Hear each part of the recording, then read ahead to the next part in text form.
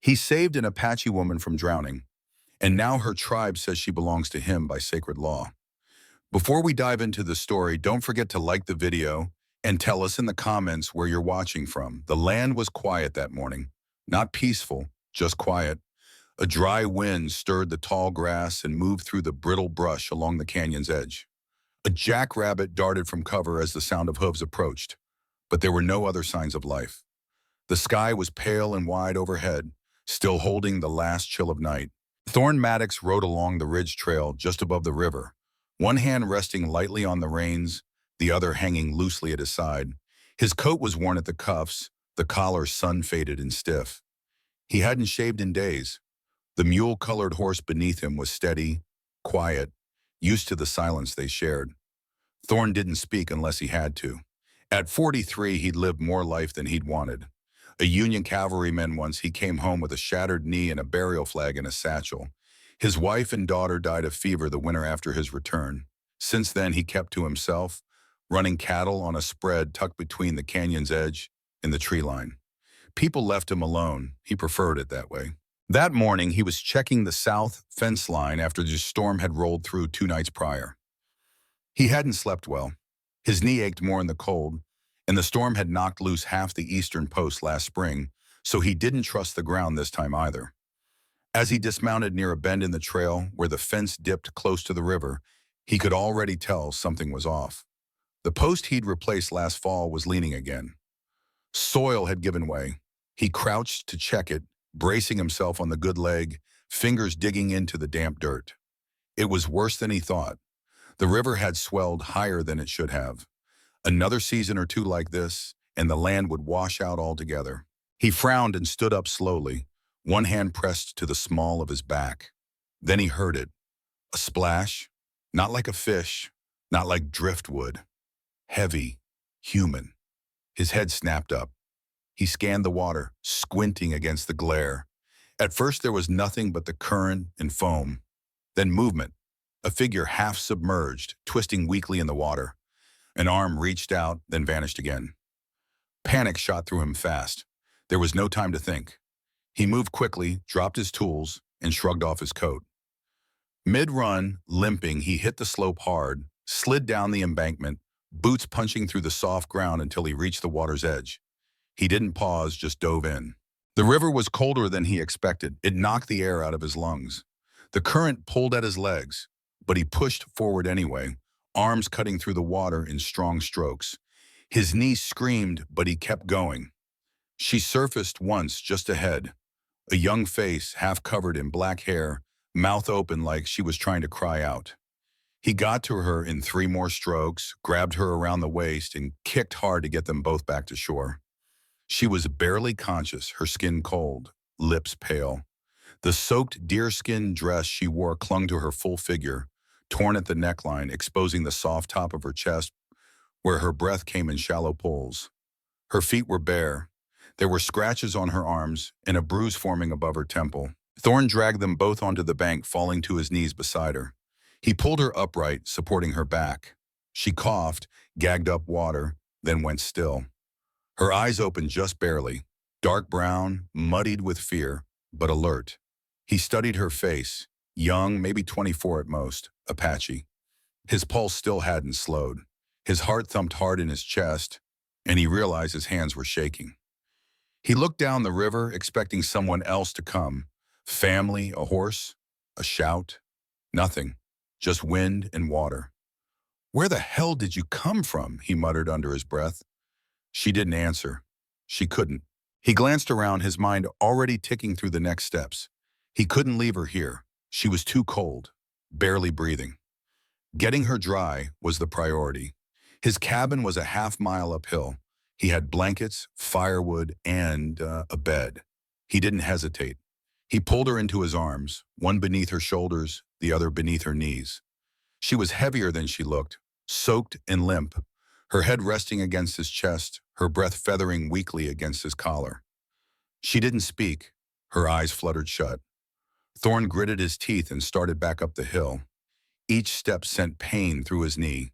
By the time he reached the trail, he was breathing hard, but he didn't stop. He carried her past his horse, who pawed the dirt anxiously, and into the trees where his small cabin sat tucked between two tall pines. The chimney was cold. He hadn't lit a fire yet today. That would change. Inside, he laid her gently on the bed and covered her with every blanket he had. He stripped off her moccasins and checked for wounds. Her ankle was twisted but not broken. He hesitated when he reached for the blanket again. The torn dress left little to the imagination. He draped his old wool coat over her shoulders, turned away, and went to light the fire. He knelt by the hearth, striking a match, hands still wet and unsteady. The flame caught slowly. Once it took, he stood and looked back at her. She was watching him now, barely, from under heavy lids. Her lips moved, but no sound came. He stepped closer. "You're safe," he said, voice low and even. "You're all right now." She blinked once. He didn't ask who she was, not yet. He wasn't sure she could answer, and maybe right now it didn't matter. He pulled a chair to the far corner of the room, sat down, and stared at the fire. His jaw was tight. He didn't know what he'd just invited into his home, but he couldn't have left her there. And now she was here, alive. For the first time in years, he wasn't alone. The fire crackled steadily by the time dawn gave way to full morning. A soft orange glow stretched across the cabin floor, brushing against the foot of the bed where she lay still, half covered by wool blankets in his old coat. Her breathing had steadied overnight, no longer shallow, but slow and deliberate. The color had returned slightly to her face. Her dark hair had dried in waves over the pillow, the ends tangled and streaked with dried mud. Thorn had not slept. He'd remained in the wooden chair across the room, boots planted firm, hands folded tight in his lap. His shirt was still damp from the river. His knees still ached, and his mind ran circles around what had happened. Who was she? Where'd she come from? Why was she alone in the river? He didn't ask her those things, not yet, but the questions hung between them like smoke. She stirred slightly under the blankets and turned her face toward the fire. Her fingers tightened around the edge of his coat.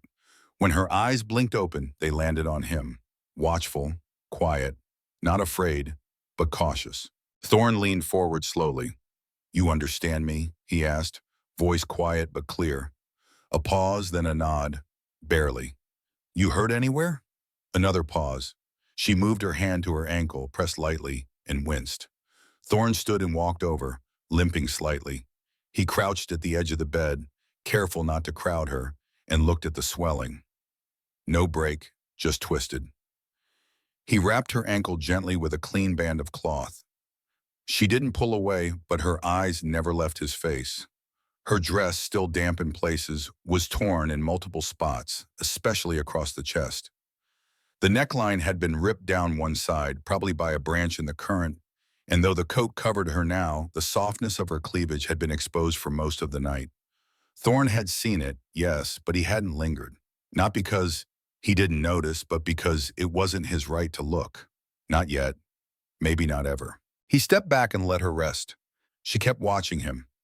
"Name?" he asked after a long moment. She hesitated. "Sana." It came out soft, with a hint of accent. "Apache." He nodded once. "Thorn." He tapped his chest. She looked around slowly, her gaze taking in the rough wooden walls, the single-room space, the sparse furniture, a small table, a trunk, an old saddle on a hook. Her eyes stopped on the rifle hanging near the door. "Safe here," he said, following her glance. "No one's coming." It was a lie, not because someone was coming, but because he didn't know. A woman like her, Apache, young, alone, didn't end up in a river like that by chance. Either she'd run, or someone had tried to erase her, and if they were still looking, they might come this way. Thorn went outside to tend to the horse. He needed space to think. He tossed the saddle blanket over the fence to dry and looked back at the cabin.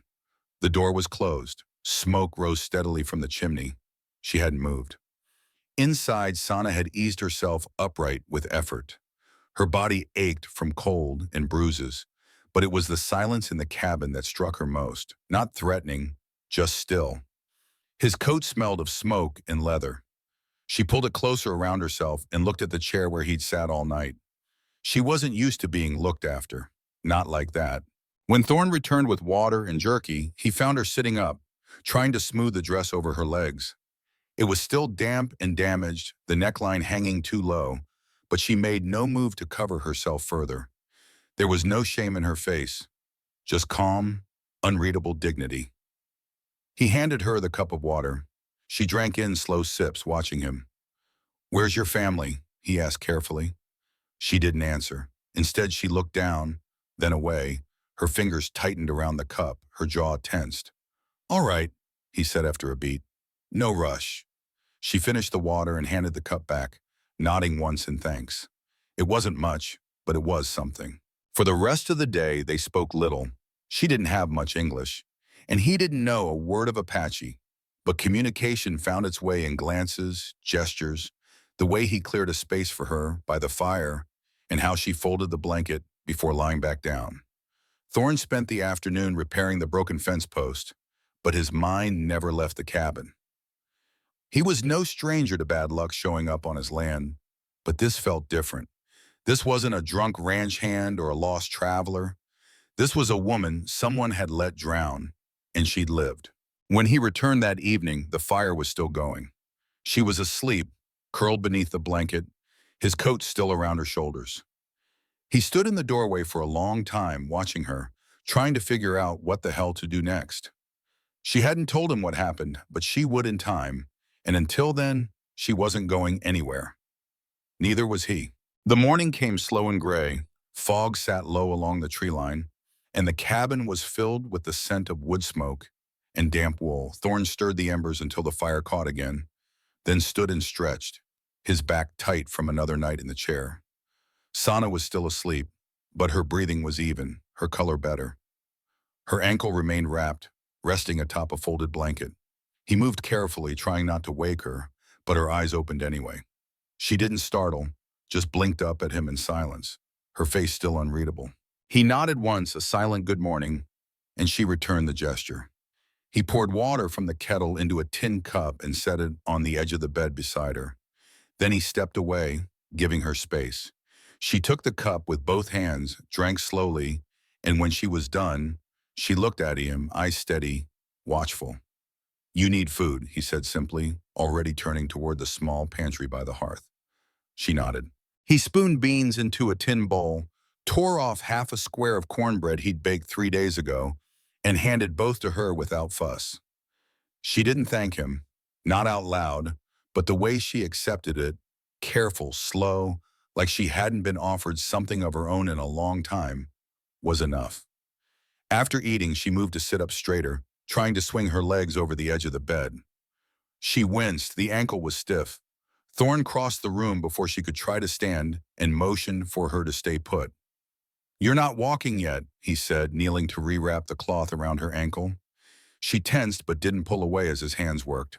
Her legs were strong, skin bronze, and bruised in places. He noticed the raw scrapes on her knees and shins, probably from the rocks near the riverbank. Someone hadn't just let her fall in. She'd been chased, maybe thrown. He didn't ask yet, but the idea left his jaw clenched as he rose. He didn't need to know everything right away, but he needed to know if someone was going to come looking. "Anyone coming after you?" he asked, keeping his voice level. She didn't look at him. Her gaze dropped to the floor. Then after a long silence, she shook her head once, firm. "Family?" he pressed. "Tribe?" Another pause. She lifted her chin. "No." Her voice was clearer today, though her accent was strong. He didn't question her further. He believed her, but he didn't believe she'd told him the whole truth. Not yet. That was fine. He wasn't the type to force talk. Instead, he handed her one of his old flannel shirts. "Your dress needs mending." She took the shirt with both hands, looked it over, then at him. The coat had slipped down her shoulder during the night, and with a fire warming the room, she hadn't fixed it. The torn neckline of her dress hung open again, and Thorne caught a glimpse of the soft curve of her chest. He looked away immediately, stepped back, and gave her privacy without a word. She changed behind the quilt he hung from the rafters. When she stepped out, her hair was braided loosely over one shoulder, and the shirt swallowed her frame. Sleeves rolled to her elbows. The hem hung just below her thighs. Her legs were bare. She walked with a limp but didn't complain. She pointed at the hearth broom and motioned to the floor. He frowned. You don't need to do that. She nodded anyway and limped toward the broom. He didn't stop her. For the next hour, she moved slowly around the cabin, sweeping, folding blankets, tending the fire. Thorne watched without interfering. She wasn't being polite. She was claiming a role, no different than how someone sets their tools down to work the land. It wasn't about obedience. It was about presence. Later, he saddled his horse and headed out to check the cattle near the North Ridge. He left her with fresh water, the fire strong, and the rifle within reach. Not because he feared her using it, but because she might need it if someone else showed. The ride gave him time to think. The river didn't explain everything. She hadn't come from upstream. He would have seen signs of that. She hadn't wandered in from the east either. The nearest camp was 2 days' ride, and there had been no word of Apache movement in the area for weeks. That meant she'd come from closer, from someone trying to keep her hidden or get rid of her. He returned before dusk, a squirrel in his satchel, and found her outside, seated on the porch, one leg propped on a stool, hands working slowly to mend her torn dress. She looked up as he approached, eyes unreadable, needle still between her fingers. You shouldn't be out here on that leg, he proceeded, unslinging the satchel. She nodded, didn't move. He sat beside her, handed her a strip of dried meat. She took it wordlessly. The silence between them wasn't uncomfortable. It had shape to it now, familiar, tired. He broke it after a while. You're staying here until you can walk right. She nodded again. And after that? She didn't answer, but she didn't look away either. That night, she didn't sleep right away. She sat in his chair near the fire, her legs curled under her, still wearing his shirt. Thorne cleaned a rifle at the table. Neither spoke. When she finally stood, she paused by the bed and looked at him. Then she lay down. He waited until her breathing slowed, until he was sure she was asleep. Then he let himself breathe too. He didn't know her full story, but she was here now, and that was enough for today. The fourth morning came colder than the others. A thin layer of frost coated the porch rail, and the smoke from the chimney rose in a steady line into the pale skipado. Thorne stood at the woodpile behind the cabin, axe in hand, splitting logs in a slow rhythm. He was careful with his footing. The ground was slick with ice, and his bad knee didn't allow for wasted movement. He didn't glance back at the cabin, but his mind stayed fixed on the woman inside. Sana had spoken little since the day she arrived, but she was watching everything. The way he moved, the way he avoided her eyes when her dress slipped down her shoulder, the way he never asked the hard questions out loud. He brought the wood in just after sunup. She was already up, kneeling at the hearth, stoking the fire with practiced hands. The dress she mended lay folded on the table.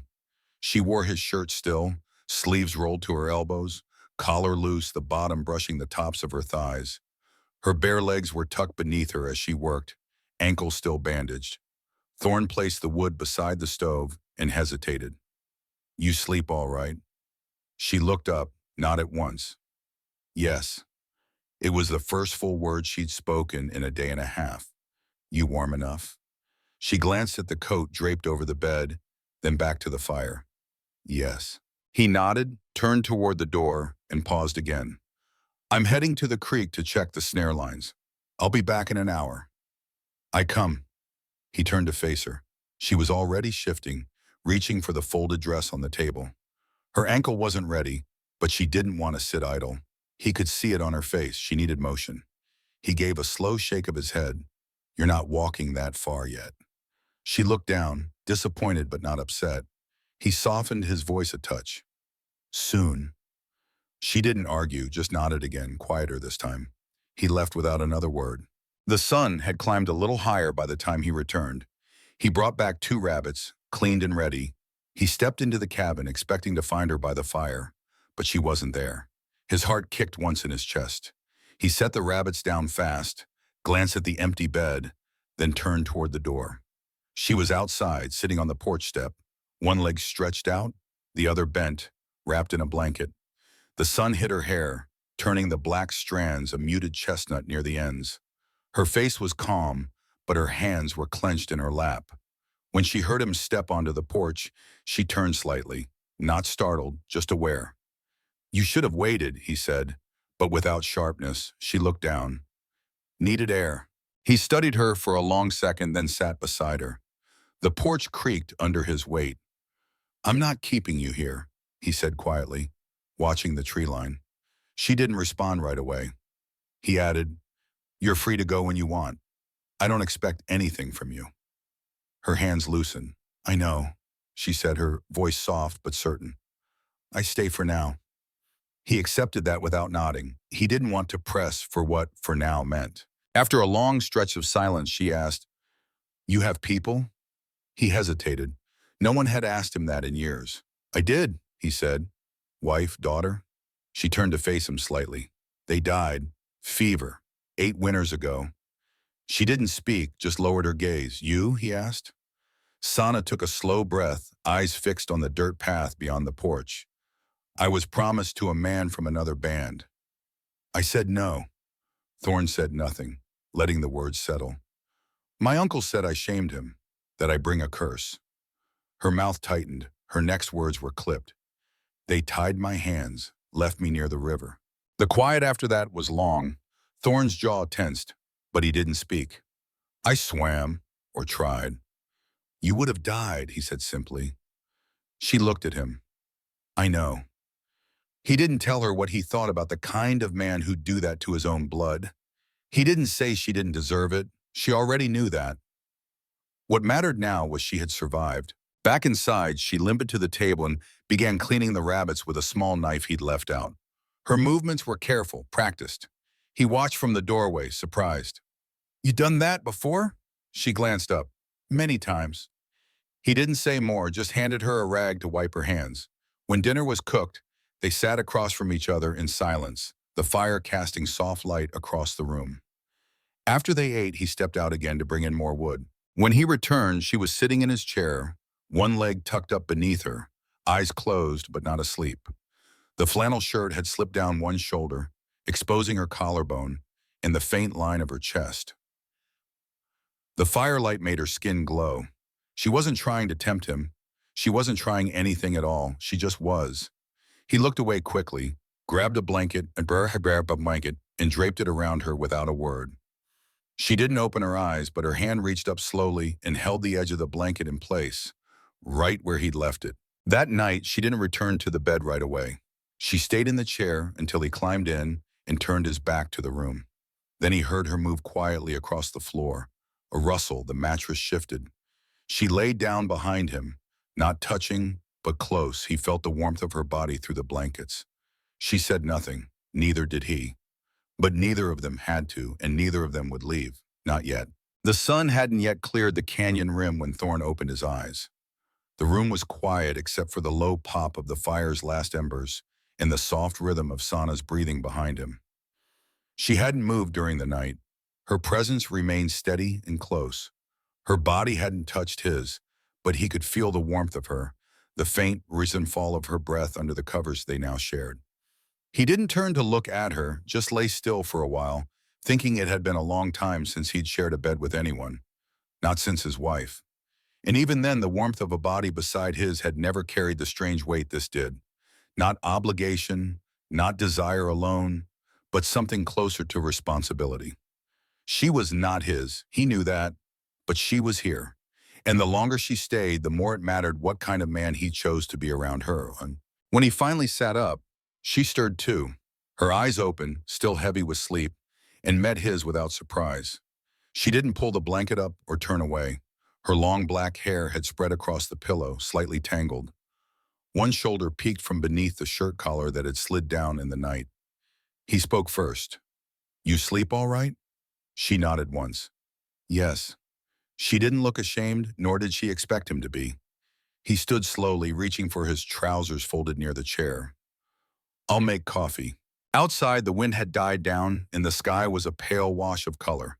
He stepped out to fetch water from the barrel, boots crunching against frozen dirt.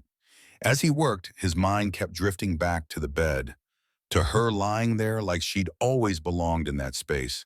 No ceremony, no question, just quiet acceptance. Back inside, she'd already moved to the hearth and was adding fresh kindling to the coals. The bandage on her ankle was loose. He crouched beside her, reached for it, and she extended her leg without being asked. He unwrapped it gently, checked the swelling, still tender but going down.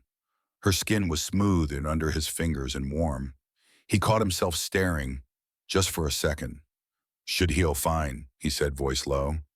She looked at him, eyes steady. "I work today." "You don't have to." "I want to." There was no room for argument in her tone. He didn't push it. She spent the morning helping him inside the cabin, washing the tin bowls, folding blankets, sweeping the corners of the room where dust always crept in. Her limp was lighter now, though she still favored the foot. She moved with quiet purpose, never asking for instruction. She didn't hover or fidget. She simply did what needed doing, the way someone who'd lived a hard life learned to. Later, while Thorne was outside repairing a cracked post on the chicken pen, he caught her in the corner of his eye. She'd stepped out with a broom, standing barefoot on the porch, slowly brushing dust off the wooden planks. The shirt she wore had been cinched with a strip of deerskin at her waist, shaping it to her curves. The skirt of it lifted slightly with a breeze, revealing the strong lines of her thighs. She didn't seem to notice or care that he was watching. He looked away before she looked up. When she came back in, she returned to the fire and took a seat on the floor, legs tucked under her, and began sorting dried herbs he kept in a small pouch. She motioned to his shelf, asking permission to use one of the old stone jars. He nodded. She ground the dried leaves between her fingers, sniffed once, then added a pinch of another root. "What's that?" he asked. "Chamomile with sumac." "For what?" "Pain, your leg." He paused. "You notice that?" She glanced up, not smiling. "You move stiff when cold." He nodded slowly. "You make tea, I'll drink it." She poured hot water over the mixture, stirred it with the handle of a spoon and handed him the cup. Her fingers brushed his. He didn't say it out loud, but the tea helped. That night, after the fire had burned down to low light, she changed into her mended dress again. It still bore the torn neckline, but she hadn't sewn it shut. When she crossed the room to the bed, Thorne stood from the chair and met her there. He hesitated, hand halfway to her arm. "You sure?" he asked, his voice gravel low. Her answer wasn't in words. She stepped closer, slid her fingers around his wrist, and brought his hand to the small of her back. Her eyes were clear, her touch soft. She stood on her good foot, close now, and leaned her forehead gently against his chest. Thorne closed his eyes. They lay down together, neither hurried nor unsure. He undressed her slowly, carefully, like she might fade if he moved too quickly. She didn't flinch or tremble. Her skin was warm beneath his hands, her body curved, soft, and full.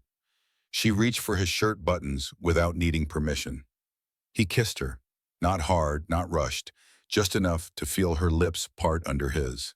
She made a quiet sound in her throat, almost a breath, and pulled him closer.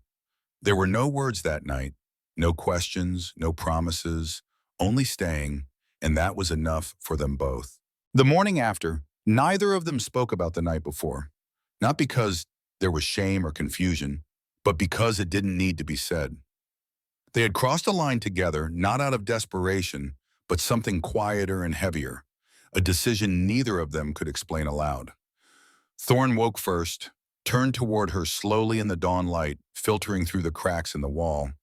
Sana was on her side, facing him, hair splayed across the pillow, one hand resting lightly against his chest. He studied her face for a moment. Strong brow, high cheekbones, a faint scratch on her jaw from the river still healing. Her expression was calm, eyes still closed. She was not a girl who belonged to anyone. She was not lost. She was here. He eased himself out of bed without waking her and pulled on his trousers in the low light, moving stiffly to avoid putting weight on the bad knee too quickly. The pain was worse in the mornings now, but he didn't complain. He never had. There hadn't been anyone to complain to before. He stepped outside into the cold. The air bit his skin and cleared his head. He chopped firewood for a while, slower than usual. Not because he was sore, but because he couldn't stop thinking. Not just about what they'd done, but what it meant. She wasn't some lost traveler anymore. She had a place now, in his bed, in his home, in his life, whether he was ready for it or not. When he came back in, she was awake, sitting by the fire, hair pulled back, his shirt draped over her shoulders. Her dress lay folded nearby. She looked up at him, met his eyes fully, and didn't turn away. That was new. He poured water into the kettle. "You all right?" She nodded. "Yes." He waited, but she didn't say more. She didn't need to. He handed her a slice of bread and jerky. She ate quietly, then asked, "You have work today?" "Always," he said, setting down his cup. "That east fence, still leaning. I'll need to brace it before the next snow." "I come with you." He raised an eyebrow. "You sure?" She nodded. "I help now." That was her way. No drama, no request for permission, just a statement of fact. She dressed slowly, testing her ankle. The swelling had gone down. She wrapped it tight again and put on her moccasins. The deerskin dress hugged her curves as it had before, torn slightly at the neckline, but clean, mended where it needed to be. The torn section still revealed the top of her cleavage, and though Thorne noticed, he didn't let his eyes linger.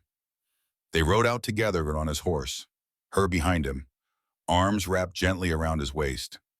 She rested her cheek against his back for a while as the wind passed them by, and he felt something settle in him he hadn't felt in years, something like peace.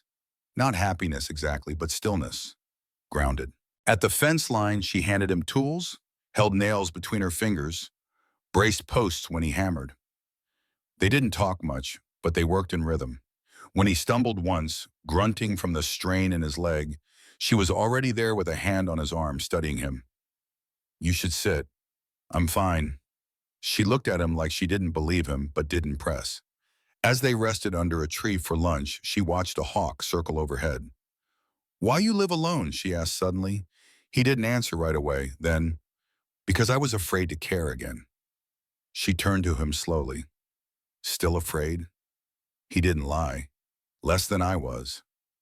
She reached out and took his hand, held it there in silence. On the ride back, he asked her something that had been weighing on him since the beginning. "Why didn't you try to run?" She was quiet a moment.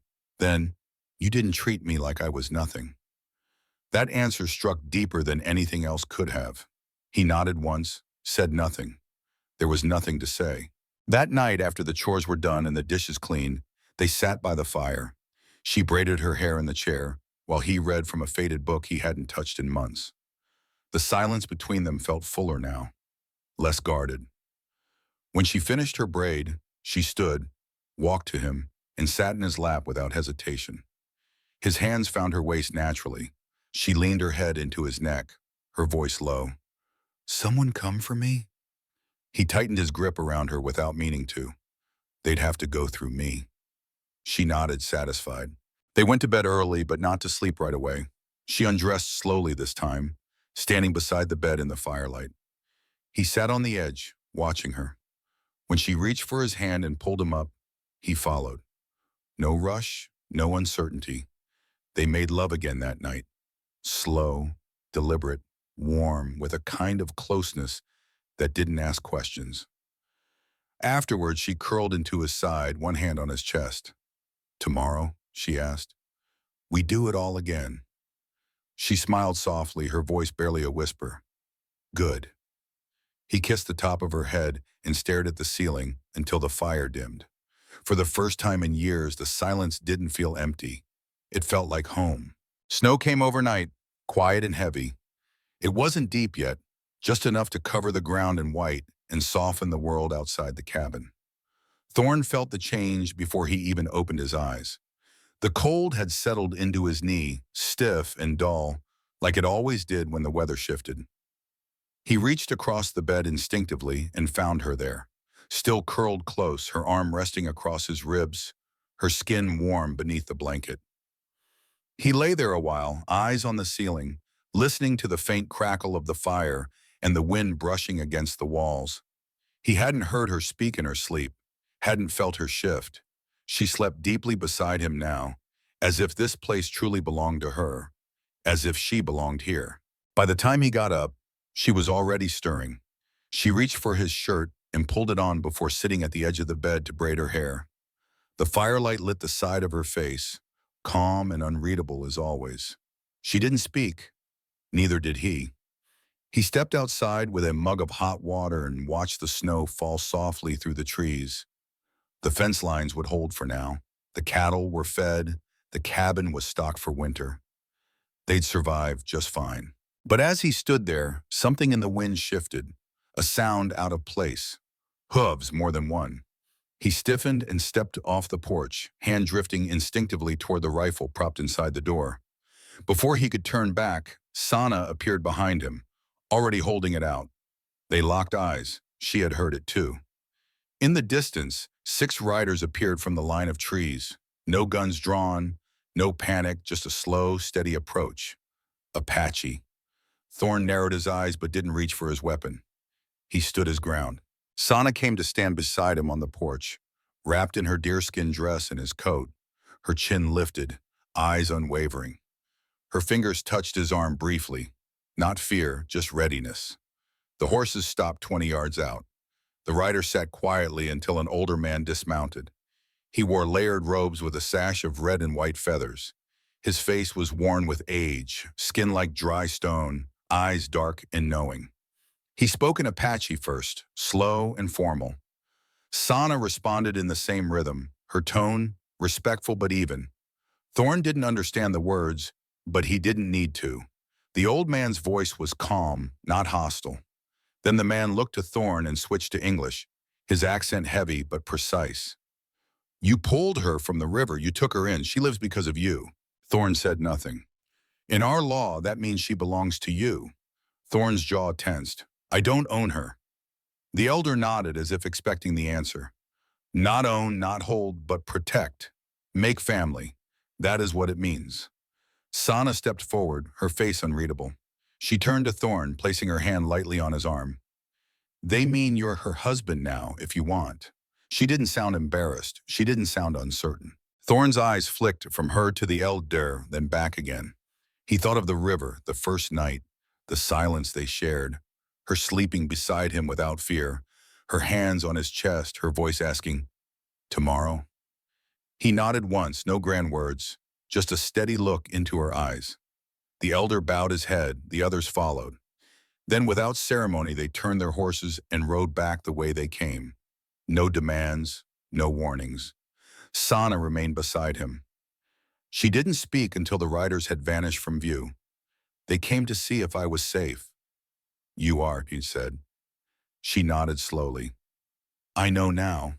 Inside, she removed his coat, hung it by the door, and sat by the fire with her legs tucked beneath her.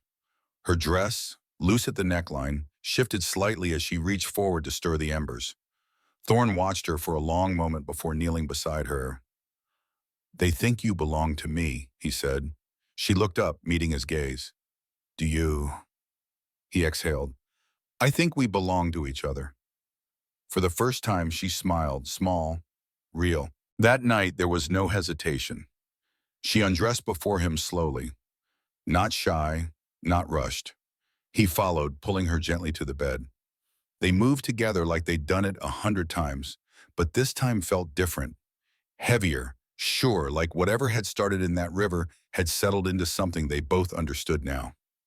Afterward, she rested her head on his chest again, her hands splayed flat over his ribs, her fingers warm. "I don't go back," she whispered. "You don't have to," he said. She closed her eyes, her breathing slowed. Snow kept falling outside, and inside, nothing moved. Nothing needed to. The days that followed moved in rhythm, quiet, steady, with the kind of routine Thorn hadn't known in years. The snow deepened but didn't trap them. It wrapped the world in stillness, gave the land the silence it seemed to ask for. And in that stillness, something between them settled. Not just comfort, not just intimacy, but permanence. Sana had taken to moving easily through the cabin, her ankle nearly healed, her step sure. She no longer asked permission for things. She simply did. Folded clothes, prepared meals, stitched up his old shirts with needle and thread she found tucked behind the spice jars. She organized shelves that had been cluttered for years. She made space for herself without ever speaking of it. One morning, Thorn found her standing outside, barefoot in the snow, head tilted to the sky, eyes closed. Steam rose off her cup. The flannel shirt she wore beneath her deerskin dress clung to her form, the fabric worn soft against her curves. Her breath moved in slow rhythm. She didn't flinch at the cold. "You're going to lose a toe, Isto," he said from the doorway, voice low. She opened her eyes and turned slightly, smirking just enough to be seen. "It's not cold," she said. He stepped outside, tossed a blanket across her shoulders. "You're not used to this kind of winter." She leaned into him. "No, but here doesn't feel cold." He looked at her, quiet for a moment. "You miss them, your people?" Her face softened. She looked out over the trees. "Not them, just the parts that weren't cruel." He nodded. "You got a place here if you want it." "Already took it," she said without hesitation. Inside, Thorne had been preparing for the deeper part of winter, patching the roof where snow would pile, reinforcing the door hinges, checking the root cellar. Sana joined him in these tasks without being asked. She didn't hover, but she didn't avoid the hard work either. One afternoon, while they sat together in silence, peeling root vegetables, she looked at him suddenly and asked, "Your wife, what was her name?" He paused, the knife in his hand slowed. "Claire, she was kind." He nodded. "Too kind for this world." She watched his face carefully. "And your daughter?" "Ruth, she was 5, got sick after the fever, took her mother. I was out hunting, came back to find them both buried." Sana set the knife down gently, reached across the table, and rested her hand on his. "I don't ask to replace them," she said, "only to stay." He looked at her, really looked. She wasn't asking for anything more than what she'd already given: presence, labor, warmth, quiet understanding. He didn't need more. "That's all I want," he said. That night, they sat by the fire, his back against the wall, her legs draped over his lap as she leaned into him with a book in her hands, one of the few he owned. She couldn't read English fluently, but she ran her fingers over the words, asking for meanings now and then. He answered with soft, single-word replies. At one point, she traced a word with her fingertip. "Family," she said aloud. She looked up. "What is family to you?" Thorne didn't answer right away. His hand rested lightly on her leg. "Someone who stays, someone who sees you and doesn't turn away." Sana nodded. "That is what I thought too."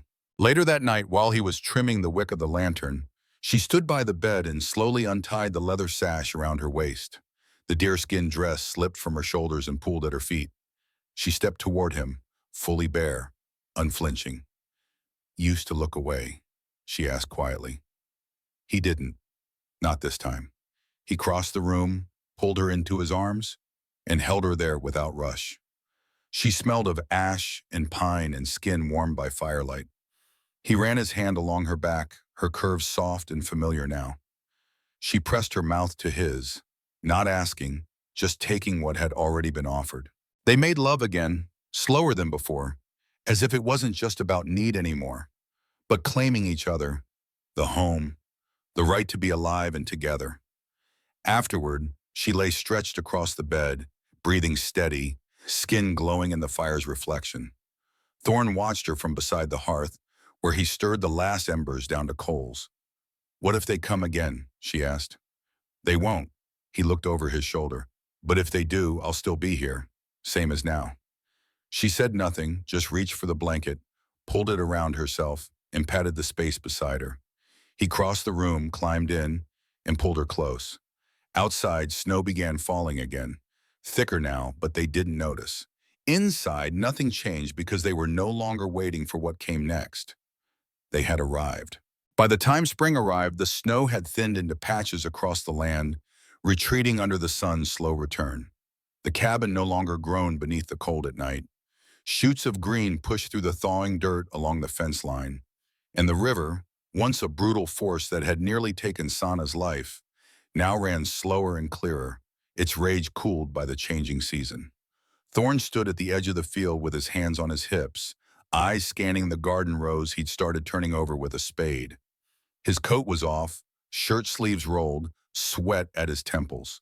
His knees still stiffened some mornings, but the pain no longer kept him in. He didn't limp as heavily anymore. It helped that Sana walked beside him now, barefoot in the dirt, dress hitched to the knees, hair pulled into a loose braid, her body full and strong against the pale morning light.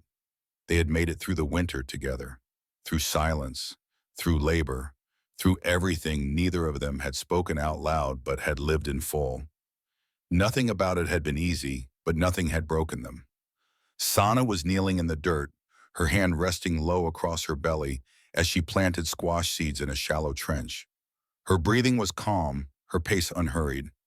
The way her palm lingered over herself each time she moved was new, but he'd noticed it for days. Thorne stepped toward her slowly, wiping his hands on a rag, and crouched nearby. She didn't look up right away, just kept pressing the seeds gently into the soil. "You been feeling all right?" he asked, watching her hands. She nodded once, then finally looked up. "Yes." He studied her face for a moment, then her hand on her stomach. "You know already?" She met his eyes, calm. "I know." He nodded, not out of surprise, but out of understanding. She didn't speak it as news. She said it as a fact, a continuation of everything they had chosen together since that first cold morning in his bed. They worked until the sun reached the midpoint of the sky. Then they walked back to the cabin side by side, her arms slipping into his without a word. She leaned against him as they passed the porch, and he wrapped his arm around her waist. Not for show, not for steadiness, just because he wanted her near. Inside, she stirred the pot over the hearth while he poured water into the basin and washed his face. The small space that had once felt empty now felt full, quiet in the right ways, warm in the ways that mattered. Her moccasins rested by the door next to his boots. Her shawl hung beside his coat. A second cup on the table, a second pillow on the bed. That evening, they sat out front together, the sky turning orange over the ridge. A hawk moved slowly above the trees. The breeze was mild, lifting the ends of her braid. He turned to her. "You still think about leaving?" She didn't answer right away. Then, "No, I thought I would. I don't." He nodded, then added, "If you ever do, you don't need my say-so." She looked at him, her eyes soft but firm. "I don't want to belong to any law, not your people's, not mine." "You don't." Her voice was quiet. "But I choose this." He reached for her hand and held it gently in his own. "I do too." It was not a proposal, not a performance, just truth spoken simply. Later that night, they stood in the garden again under the moonlight, the soft earth cool under their feet. She turned to him and placed his hand back on her belly. "You'll teach him cattle?" she asked. "If he wants to learn," Thorne said, then added, "If it's a girl, she'll ride better than both of us." She laughed quietly. It was the first time he'd heard it like that. Free, without pain behind it. They went back inside, where the fire had already burned low. The room was dark but familiar. The bed was theirs. The silence between them wasn't empty. As she settled into the blankets, her back pressed to his chest, Thorne looked out toward the door, listening to the wind move through the trees. He thought of the first time he'd seen her, half drowned, broken, and cold. Now she was warm, full, alive, growing life inside her, and staying, not because she had to, but because she chose to. And so did he. There was no more question of who she belonged to. She belonged here. So did he, and that was the end of it. The story of Thorne and Sana offers a profound life lesson. True connection and belonging are built on choice, not on obligation. Their journey, born from a moment of selfless rescue, evolves into a bond forged through mutual respect, shared silence, and unwavering presence. Sana, abandoned and betrayed, finds safety not just in Thorne's cabin, but in his refusal to treat her as less than human. Thorne, hardened by loss, learns to open his heart again, not because he must, but because he chooses to. Their love is not a fairy tale. It's a testament to the courage it takes to stay, to rebuild, and to create a home where none existed before. This teaches us that life's deepest relationships, whether with others or ourselves, require vulnerability, trust, and the decision to show up, even when it's hard. In a world that often demands we conform or compete, Thorne and Sana remind us to honor our own truths and to find strength in quiet, deliberate acts of care. Their story stirs the soul, urging us to reflect on who we choose to stand by and what we're willing to build together. What does this story awaken in you? Have you ever found unexpected connection in a moment of hardship? Share your thoughts in the comments below. We'd love to hear your story. If this tale moved you, hit that subscribe button and join our community for more heartfelt stories that inspire and uplift. Let's keep the conversation going.